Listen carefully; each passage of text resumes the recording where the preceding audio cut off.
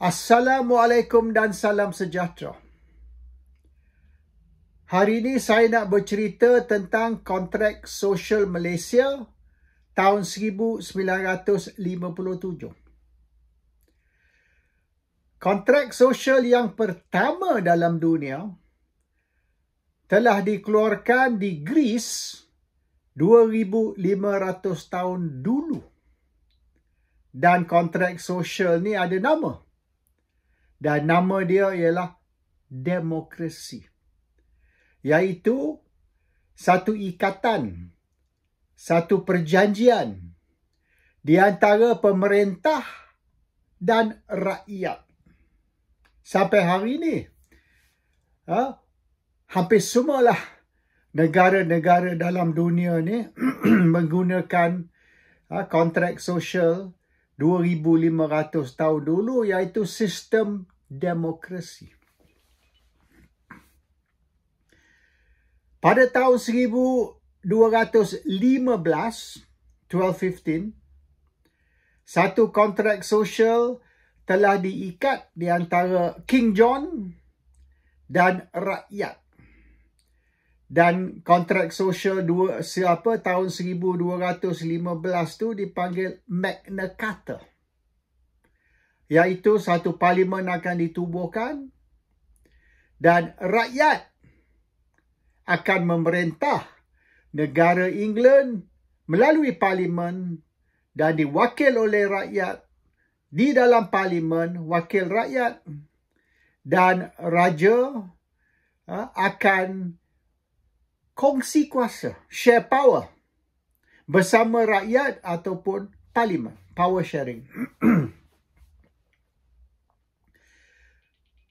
Pada tahun 1789, 1789, sistem monarki dihapuskan di negara Perancis. They abolished the monarchy and then negara Perancis bertukar menjadi republik. Dan satu kontrak sosial yang baru telah diikat di antara pemerintah dan rakyat. Tapi kali ini pemerintah bukanlah monarki, tapi pemerintah ialah sistem wakil rakyat di dalam satu house, di dalam satu assembly, ataupun boleh dipanggil parlimen ataupun kongres. Dan ini telah digunakan pakai juga di Amerika. Apabila Amerika mendapat kemerdekaan dari England ataupun Amerika memperjuangkan melalui peperangan untuk merdeka, maka satu social contract baru, the Declaration of Independence, dan di dalam Declaration of Independence ni syarat-syarat di antara pemerintah dan juga rakyat telah ditentukan. And today we have the democratic system lah, yang boleh dikatakan the US system ni dibentuk dengan pengaruh France punya sistem sebelum itu. Pada tahun 1917, sistem monarki di Russia juga telah dihapuskan. Dan satu social contract baru telah dikeluarkan, a new social contract, iaitu dipanggil socialism ataupun communism. Dan socialism ni ialah dia satu perjanjian di mana semua rakyat sama rata. Dia tidak ada elit, dia tidak ada orang bawah, orang atas. Semua sama rata dan mereka pilih wakil di antara rakyat untuk duduk di dalam satu council, di dalam satu majlis, mewakili rakyat tiap-tiap kawasan. Dan sosialisme tu yang bukan saja memberi sama kuasa dari segi kuasa politik, tapi kuasa ekonomi juga. It's more than just the political system, it's the economic system as well. On paper, dari segi teori, socialism tu bagus actually. Communism tu bagus. Tapi pelaksanaan tu gagal. Dan hari ini orang tak terimalah socialism ataupun adalah beberapa negara masih terima. The last big communist power would be China. Boleh katakan China a two system country. Jadi dia punya political system tu masih socialist. Tapi economic system dia sudah capitalist. In fact, China hari ini the biggest capitalist in the world. Walaupun sepatutnya they are not capitalist country but the socialist country. Ini menunjukkan kegagalan sistem ekonomi socialism atau sistem ekonomi communism. China apabila mereka mengambil sistem kapitalis sebagai economic system, China terus maju dan sampai hari ini boleh dikatakan negara yang termaju sekali dalam dunia dari segi ekonomi lah. So itu yang berlaku dalam masa 2,500 tahun lah. The different eras, the different transformasi dan reformasi yang dunia telah melangkah hingga ke hari ini. Tapi boleh dikatakan masih belum ada the perfect system. Sistem yang boleh dikatakan 100% yang boleh diguna. Dan even beberapa negara ni dia mix system. Dia guna ni sikit, dia guna tu sikit. So okay, kembali ke Malaysia. Kita telah adakan social contract pada tahun 1957 dan itu menjadi landasan, the platform untuk merdeka. Social contract tu dikeluarkan dalam bentuk Perlembagaan Malaysia. Dia orang kata social contract ini tidak wujud sebab tidak tertulis. Bukan. Social contract tu terlebih dahulu melibatkan perbincangan di antara raja, di antara orang politik dan di antara berbilang kaum. Kontrak sosial Malaysia ni unik. Oleh kerana kontrak sosial selama 2,500 tahun yang saya duk cerita baru tadi, selama 2,500 tahun kontrak sosial hanya melibatkan perhubungan di antara pemerintah dan rakyat. Kontrak sosial Malaysia lebih dari itu. Ianya perhubungan di antara pemerintah, dua jenis pemerintah, satu pemerintah monarki, satu lagi pemerintah yang dipilih oleh rakyat, okay, dan berbilang kaum. Bermaknanya our social contract bukan only di antara pemerintah dan rakyat, tetapi di antara berbilang kaum, orang Melayu, orang Cina, orang India, dan masa tu belum adalah Sabah Sarawak. So our social contract is not only unique, tapi yang pertama dalam dunia, yang maknanya spell out the relationship, powers, authority di antara yang diperintah dan yang memerintah, tetapi di antara berbilang kaum juga. This is special. Malaysia punya social contract first lah dalam dunia. So our social contract, walaupun adalah orang yang kritik kata is mana ada social contract, there's no written social contract. Betul. Social contract Malaysia ni bermula dengan perundingan. Perundingan di antara berbilang kaum. Perundingan di antara rakyat dan raja-raja. Dan rakyat di sini diwakili oleh parti politik. Semasa tu parti perikatan lah, iaitu UMNO, MCA dan MIC. Dan UMNO, MCA dan MIC ataupun parti perikatan mewakili 3 kaum. Kaum Melayu, kaum Cina, kaum India. So ini bukan satu kaum punya social contract. Tiga kaum. The Malays, the Chinese, the Indians together. Di bawah satu payung, iaitu parti perikatan. Tapi di dalam payung tersebut ada 3 parti mewakili 3 bangsa. 3 races. Ini tak ada lagi dalam dunia ni. First one actually. So social contract kita ni selepas dipersetujui tertulis di dalam Perlembagaan Malaysia. So itulah social contract kita, the written version of the social contract, iaitu dia punya hasil ataupun the result of the perundingan dan persetujuan. Okay? Perundingan dan persetujuan. We negotiated and we agreed. And that agreement tertulis di dalam Perlembagaan Malaysia. So, tapi duka cita lah, Perlembagaan Malaysia tu sudah dipinda banyak kali lah. Kalau tak salah saya, 50 kali lebih lah. If I'm not mistaken, 50 over. Ini mungkin constitutional lawyer boleh bagi tahu kita. 50 over times the Perlembagaan Malaysia dipinda, ditokok, ditambah, ditolak. So, Perlembagaan Malaysia hari ini mungkin tidak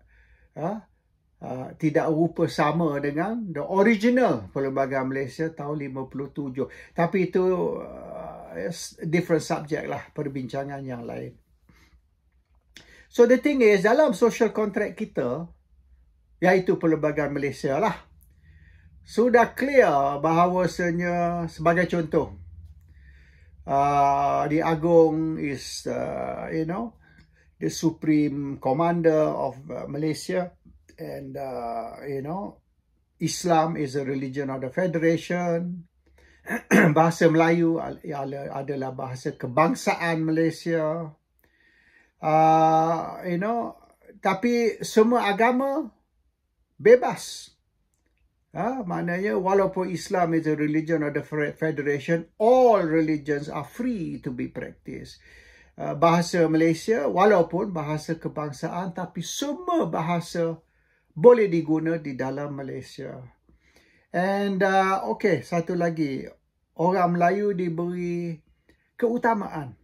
Malays are given preferential treatment. Tetapi maknanya semua bangsa ada hak di dalam Malaysia. All races have rights. Cuma boleh dikatakan, orang Melayu ni diberi special treatment or preferential treatment. Dan juga bukan saja orang Melayu, tapi suku kaum lah. All the others baik Dayak ke, orang asli, Iban, tak kisahlah, all the other suku kaum juga. And semua orang lahir di Malaysia diberi kerakyatan. Maknanya orang India, orang Cina tidak lagi foreigners. Orang Melayu, orang Cina tidak lagi pendatang. Sebelum 57. Selepas 57, semua yang lahir di Malaysia adalah rakyat Malaysia. They are no longer Chinese citizens, Indian citizens, Indonesian citizens ke, tak kisahlah negara mana asal mereka. So this is very clear lah. Very, very clear. Dan banyak lagi lah. I mean, kuasa misalnya Raja-Raja Melayu, kuasa mereka, tanggungjawab mereka, their powers, their authority, and their duty.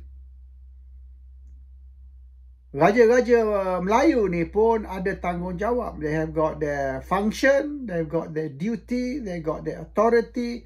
Ini semua ada di dalam Perlembagaan Malaysia. Apa Raja-Raja Melayu boleh buat, apa Raja Melayu tak boleh buat. Cara Raja-Raja Melayu memilih Agong. How they choose the Agong. How we choose the government. How we choose the Prime Minister. Semua ada. So bermaknanya 5 tahun sekali kita kena adakan pilihan raya. Dan selepas pilihan raya, Agong akan menentukan siapa jadi Perdana Menteri. Dan ada kriteria. Sebab apa Agong pilih misalnya Anwar Ibrahim, Agong tak pilih Tok Guru Abdul Hadi, Agong tak pilih Hamzah Zainuddin, Agong tak pilih Muhyiddin Yassin, ataupun Hishamuddin Hussein, it's all guided by the Perlembagaan Malaysia. Dan ini part of the social contract. How we choose the leaders, how we choose the prime ministers, siapa yang bertanggungjawab untuk memilih and everything. So, rakyat Malaysia actually tak faham. Dia banyak yang berlaku sekarang ni. bukan saja okeylah prerogatif misalnya agung dan sebagainya atau prerogatif kerajaan, tapi prerogatif ni bukan absolute tau. Bukan macam dulu absolute monarki. We are constitutional monarki. Raja berperlembagaan. Bermaknanya fungsi raja ni, tanggungjawab raja ni, tugas raja ni guided. Okey? Dikontrol oleh perlembagaan. Even agung or sultan, they're not free to do what they want. Bukan macam dulu, you know. Kita curi nangka raja, raja boleh perintah hukum bunuh sebab awak makan nangka saya. No more like that, you know. Not since 57. Tetapi kebelakangan ini, beberapa tahun ini, especially semenjak saya tengok lah, persepsi saya semenjak tahun 2008. And then sekali lagi 2018. And then terbaru sekali 2022, saya tengok ramai rakyat Malaysia, bukan saja ni Melayu, Cina, India sama tau. Dan sikit sebanyak Sabah Sarawak tu. Sabah Sarawak pun banyak bersuara tu. Berdasar kepada mereka ni autonomi, mereka tidak terikat kepada kontrak sosial tahun 1957. That's not quite right, sebab apabila Sabah Sarawak dan of course Singapore, apabila dia orang bersama Malaya membentuk negara baru dipanggil Malaysia, dia social contract tahun 1957 tu masih kekal. Perlembagaan Persekutuan Tanah Melayu atau Persekutuan Federation of Malaya bertukar menjadi Perlembagaan Malaysia. But it's the same perlembagaan. Kecuali pindaan sini sana lah. So, Sabah Sarawak actually juga terikat kepada social contract tahun 1957. They are not exempted tau. Ini Sabah Sarawak ni pemimpin ni kena maknanya educate sikit lah rakyat Sabah Sarawak. We are bound. Sabah Sarawak, we are bound by the 1957 social contract. Anyhow, sekarang berlaku banyak kekecohan, banyak pembalahan, you know, banyak perselisihan faham di antara beberapa kaum lah. Isu agama, isu bangsa, isu hak, isu raja-raja Melayu pun banyak ditimbulkan oleh Melayu, Cina, India, even Sabah Sarawak pun. As I said, sikit sebanyak Sabah Sarawak pun involved. So, I think Anwar Ibrahim sekarang ni kena fikir panjang tentang satu kontrak sosial baru. Kontrak sosial 2.0. Kita tidak payah buang terus Perlembagaan Malaysia atau kontrak sosial tahun 1957. We don't have to totally discard. No, kita perlu reform dan transform. Reformasi dan transformasi. Kontrak sosial 57. Iaitu Perlembagaan Malaysia, kita perlu buat satu overhaul. Kita perlu reset balik our 1957 social contract and come up with a new social contract 2.0. Di mana semua hak, kuasa, tanggungjawab dan macam-macam lagi clear, tertulis di dalam Perlembagaan Malaysia yang akan dipindah, yang akan dimodify untuk accommodate all these issues yang menjadi isu yang menimbulkan pembalahan. Pembalahan di antara orang Melayu, orang Cina, orang India, orang Sabah dan Sarawak yang melibatkan bahasa, melibatkan keutamaan orang Melayu, melibatkan agama Islam dan macam-macam lagi. All the points of boleh dikatakan the flash points di antara berbilang kaum yang sekiranya tidak dibuat, sekiranya no remedy is taken, ada satu bahaya. di mana sekali lagi boleh berlaku peristiwa seumpama 13 Mei tahun 69. It's not impossible for that to happen again. Sebab rakyat ramai not happy. Rakyat Melayu dirasa orang bukan Melayu ni mencabar mereka. Rakyat bukan Melayu merasa yang mereka ni menghadapi diskriminasi dari orang Melayu. So bila perasaan this feeling of discrimination, this feeling of cabaran, bila berterusan, akhirnya akan meletup. Suka tak suka, akhirnya akan meletup. So we have to, it's a time bomb lah, macam Lim Kit Siang kata. Malaysia is sitting on a time bomb. Time bomb maknanya dalam satu masa dia akan meletup. So Lim Kit Siang tak salah actually, it's not wrong about that. So Anwar ni dikutuk. Betul, saya tahu. Anwar dikutuk dari segi salah guna kuasa, rasuah, nepotism, cronyism. And tapi ini semua isu duit tau. It's all about money. Tak kisahlah apa benda sekalipun. Salah guna kuasa ke, corruption ke, nepotism, cronyism. It's all about money. Kita rakyat Malaysia ni fokus hanya kepada duit. There are more important things than that. Money memang penting. Of course money penting. Tak ada duit kita nak makan macam mana. Kita nak majukan negara macam mana. Duit penting. Tapi yang lebih penting ialah masa depan negara. Dan masa depan negara ni tidak bergantung 100% kepada duit saja.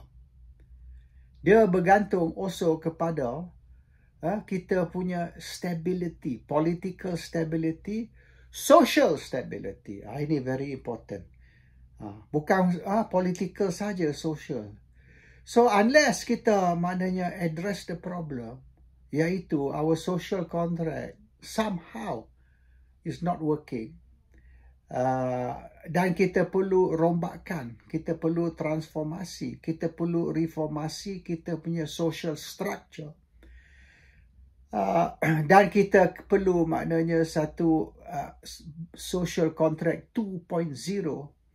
Bermaknanya banyak mana duit kita ada sekalipun, masa depan Malaysia ni gelap. Orang asing tak mau melabur, orang asing takut tengok Malaysia ni tidak stable. Pelaburan tak masuk, ringgit lemah, FDI turun. All this is a result of persepsi bahawa Malaysia ni is a dangerous place. Malaysia is not stable. And the result is ekonomi kita merosot, ekonomi kita terjejas, dan rakyat Malaysia menghadapi kesusahan. So we have to start from the basics.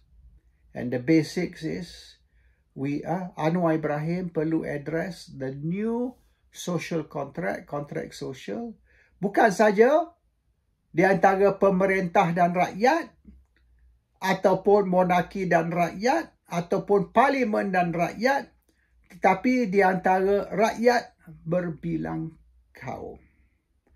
And if Anwar wants to be remembered as a great Prime Minister, terlebih dahulu, he has to selesai isu social contract.